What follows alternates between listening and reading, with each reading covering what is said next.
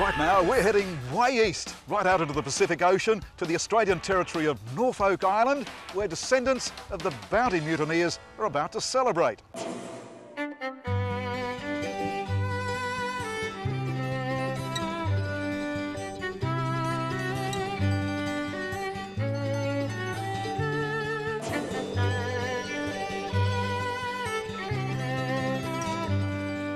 For such a small island, Norfolk Island has such a big history.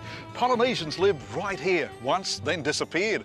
Then came the British. 2 separate penal colonies followed, the last of which saw the most horrific atrocities perpetrated. And what remains are these fine Georgian buildings, the oldest and best preserved collection of Georgian buildings in the Southern Hemisphere. Kingston is the site of this grand collection of historic buildings. Most have been restored and now serve the current Norfolk Island administration.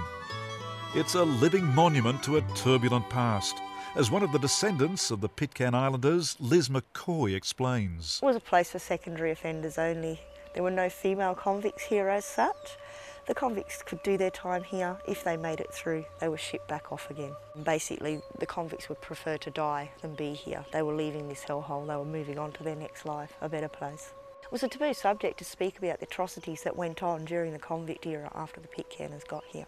You can imagine some of the punishments that the convicts got, as in the dumb cell. They were put in there. There was no windows, no doors in this dumb cell. It was a trapdoor in the roof. The convicts were lowered in there and lowered for months on end. It was said to break the worst of the felons. Many of the records during that time were disposed of because Price did not want to see how bad things were on the island getting back to the British authorities.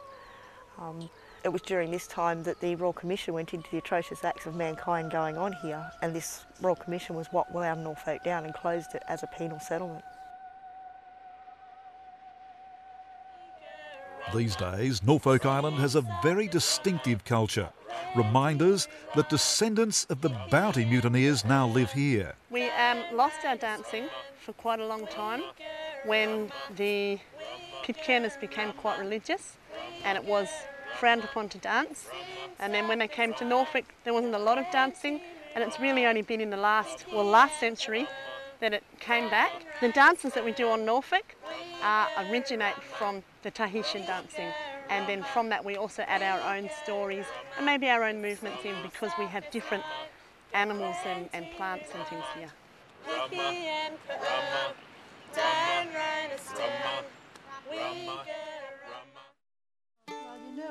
Norfolk Island also has its own language. Carleen Christian and her mother Maeve are speaking Norfolk as they weave hats for the coming Bounty Day celebrations. Cushy. That's cushy. Cushy. Yeah, that's good unto, isn't it? Yeah. It derived from way back the Bounty mutineers from the Bounty and their Tahitian wives, and it was Old English and Old Tahitian at the time. And of course when they went to Pitcairn Island to live, they spoke to each other, and there it stayed, that language, and it's a written language today.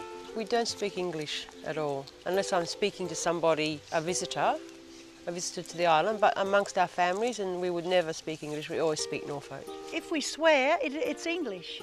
We never had the swearing in our language, but we have funny little sayings like mais aisapili onda ala asido de hopiali and setagu for set, which means see how good looking he is, or I'm looking at him and I can't take my eyes off, and you know, that's what I was saying. There is so much humour in this language, you know. Oh, si da dea, you know, I can't want the good tell. If we lose our language, then if we lose our language, we really do lose our culture. So our language is our sense of humour, and it's just so lovely. It's so wonderful. It's in the heart. It's in our DNA, if you like. So important is Norfolk's rich history to its 1,800 residents that once a year they celebrate Bounty Day. Descendants of the original Pitcairn Island settlers reenact the day they deserted that island in 1856 to populate Norfolk Island. They even dress in the clothes of that era. all times. Good to see all of you. Our Bounty Day in Norfolk Island, or Anniversary Day, is really a commemoration of when the Pitcairners arrived from Pitcairn Island. And obviously that's some significant cultural arrangement for this place. And you can see the people who turn out today, costumed and the like, and that's an indicator of the recognition and the perpetuation of the culture here. We're doing the walk they would have done when they came off the Morayshire and got here on the 8th of June, 1856. We're marching. We march from where they arrived down at the pier, and we put wreaths on the cenotaph on the way.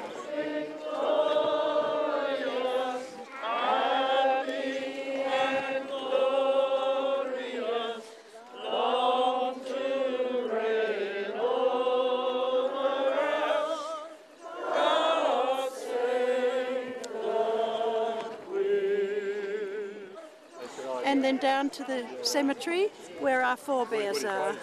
And they will lay some wreaths down there and we will sing some nice Pitcairn Island, Norfolk Island hymns.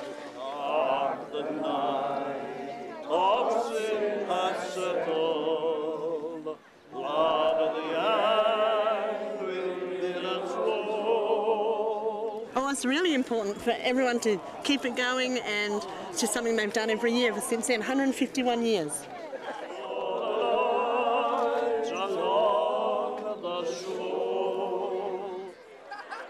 Afterwards, it's off to Norfolk's Government House. Yes, Norfolk Island has its own government and its own laws, independent of mainland Australia, with its own governor. And that's what we've really come to appreciate, is the celebration that happens today. At Government House, everyone gathers in their family groups to be judged for the best dresses. The winning family is the Buffett family.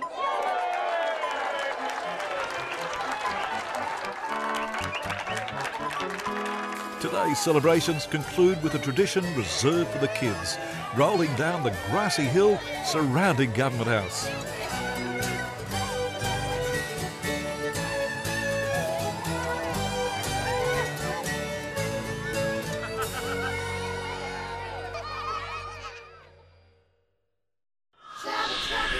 Well, that's today's program. You can find more about today's destinations on our website, traveloztv.com. That's www.traveloztv.com. In coming editions of Travel Oz, we'll come face to face with the biggest and friendliest whale sharks in the world. Join the two Tims and their hotspots around Sydney. And check out the array of wildlife on and around Fraser Island. That's Travel Oz. I'm Greg Granger. Happy travels.